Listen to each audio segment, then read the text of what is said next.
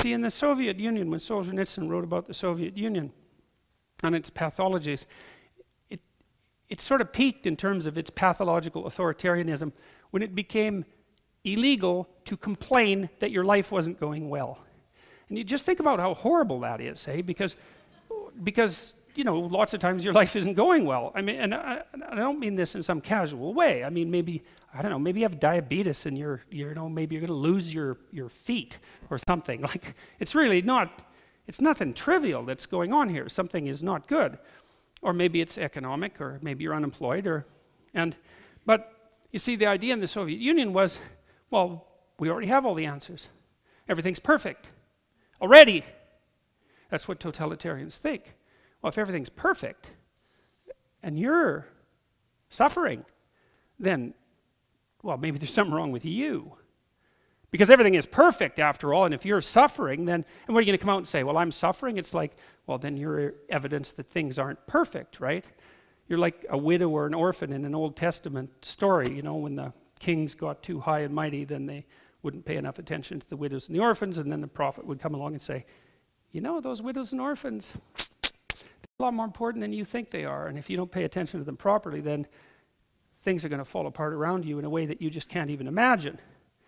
And so, well, then you're sort of like your own widow and your own orphan, but you don't get to say, hey, look, you know, things aren't perfect yet because I'm actually having still quite a rough time here.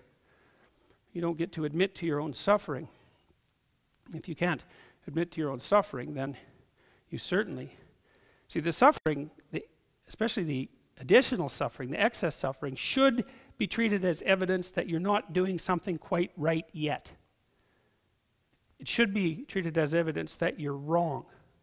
There's something important that you're doing that's wrong. I understand how harsh that is. And I'm not saying that everyone who's suffering is suffering because they're doing something in some simple way that's wrong. I was in an elevator once in a hospital. It was a very terrifying thing. And this person got on who was just in an absolute state of shock. You know, I mean, it was really not good. And I don't remember how this happened, but I engaged the person in conversation, and they just said that they had just been diagnosed with what looked to be terminal cancer.